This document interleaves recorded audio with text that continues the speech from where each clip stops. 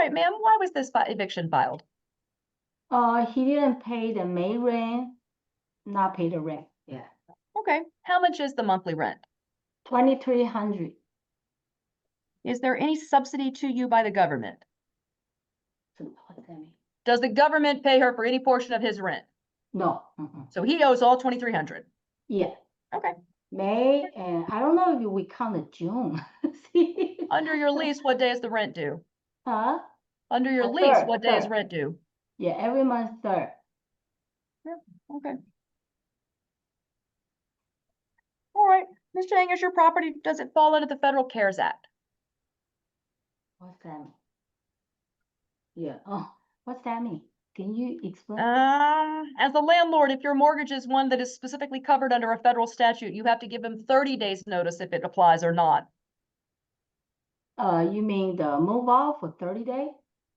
Yeah, Ms. Chang, during the pandemic, the federal government passed a whole series of acts, and they were known as the Federal CARES Act, and it's an acronym that stands for things. But one of the provisions is that if you have a mortgage that falls within certain restrictions, you have to give your tenant a specific kind of notice before you can move forward with an eviction. And so I always have to ask the landlord, to your knowledge, if you're moving forward with an eviction today, if you are a CARES Act property and you evict him and you're wrong, you may be subject to federal penalties, including a lawsuit from him.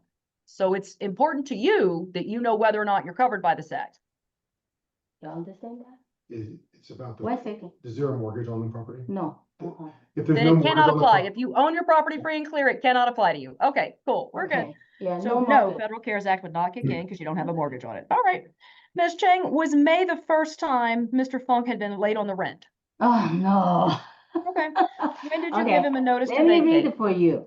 2025, May 8th. No, that's fine. Ms. Okay. Chang, I don't need that. Yeah. I only have to know if you'd ever been late before. It matters about what type of notice you give. Oh. If you've been late before, you're solid. Okay. When did you tell him to vacate? When did you give him a written notice to vacate? What day was that? May 12th. May 12th. And how did you give it to him? Did you mail it, email it, stick it in the unit? Mail, and I text it. Send a picture. Yeah. You mailed it or emailed it? I send a certificate mail. Okay, you mailed it. Also, I text him. Yeah. Oh, okay. And you also text him. All right. Good afternoon, Mr. Fong. Thank you for being here. Howdy. All right. Now, my first question is, and I think I can read my handwriting, is the monthly rent $2,300? Yes. Okay.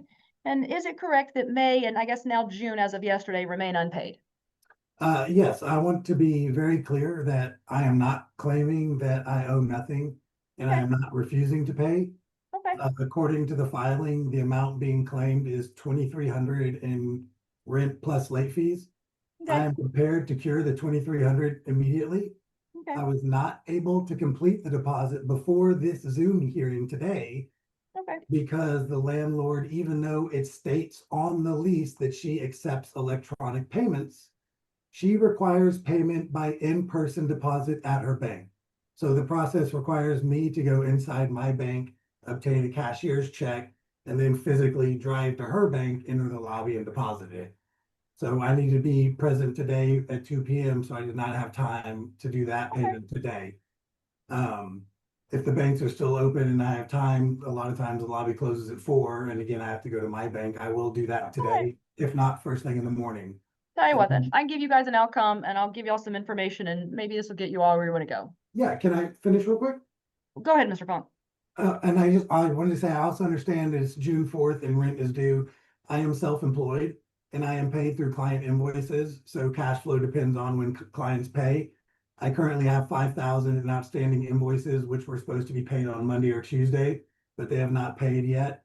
I cannot force clients to pay on a specific day, but I intend to pay June, hopefully tomorrow or Saturday.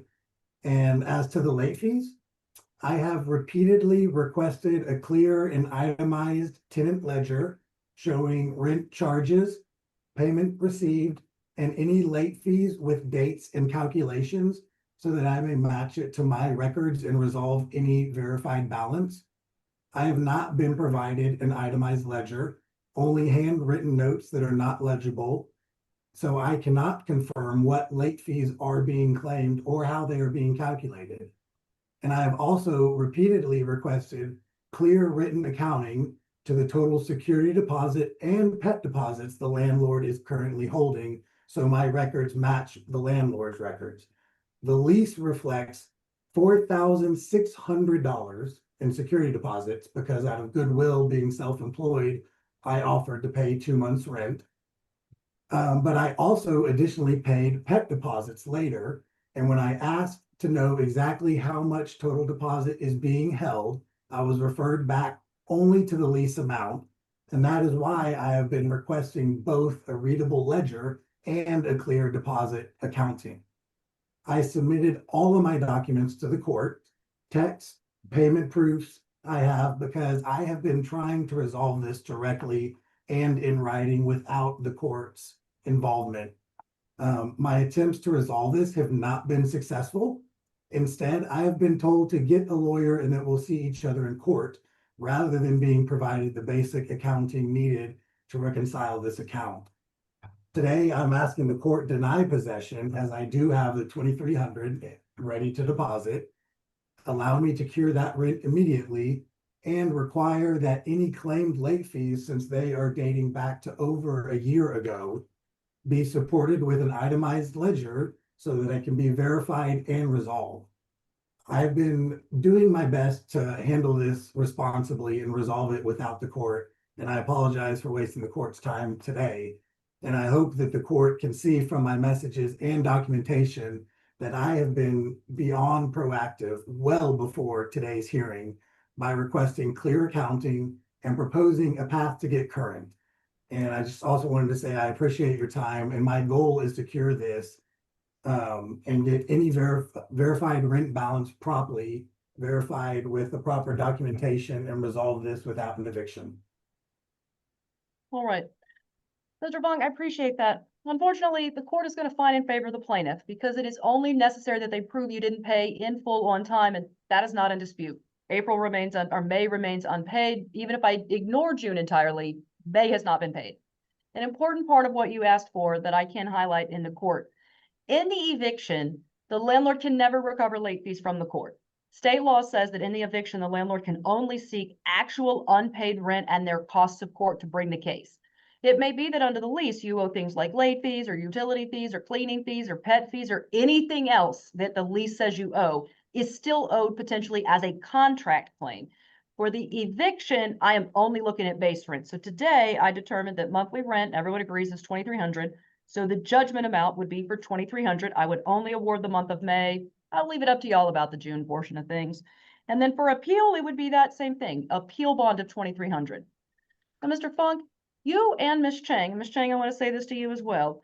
Sounds like parties are not too far apart in what's trying to be sought here. If in the next 5 days, y'all come to an agreement, and Mr. Fong, I'll be clear, Ms. Chang does not have to come to any agreement with you. The fact that you did not pay in full back in May means you have violated the lease and she can move forward with it. Just as you could sue people who have not paid on the invoices that are outstanding to you, right? That is her legal opportunity. Just because she can doesn't mean she has to. If in the next 5 days y'all come to some agreement and Ms. Chang tells me that she wants me to throw out the order of eviction, I can do that. But she has to tell me, and she can only tell me within 5 days. If y'all go beyond that, it becomes a final order.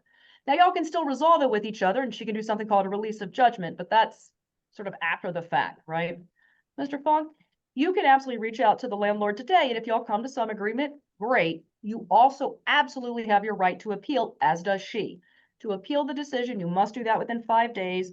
The appeal bond that I mentioned, the $2,300, well, you kind of indicated that you may have the cash for that, so this might not apply to you. But I always highlight that if you can't afford it, people can apply for what's known as an affidavit of inability.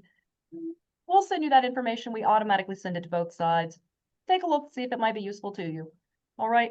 Again, though, late fees can't be part of the eviction. That may be a dispute between the contract breach ongoing. And then same thing. I'll just, for both parties, Mr. Fong, just as information, your landlord is required to provide you with the final itemization at move out. And that's required as part of the accounting of your security deposit. So even if you have not heard yet, there is something that will kick in. And so you might want to look under the property code or take a look at the tenants council rules about what happens with your security deposit and what duties does the landlord have to you on those. Okay, sir? Can I ask a question? Absolutely, Mr. Funk. What questions? Your So Honor, if that's I- I told Ms. him. Chang, hold on, Mr. Funk's asking a question. Yes, Mr. Funk, what was your Go ahead, question? Ms. Chang, please, go ahead. No, Mr. Funk, I gave you permission first. What is your question? Sorry, I was raised ladies first. I appreciate that, but So I'm in charge. because the fact that I have the 2,300, She doesn't and have to accept it.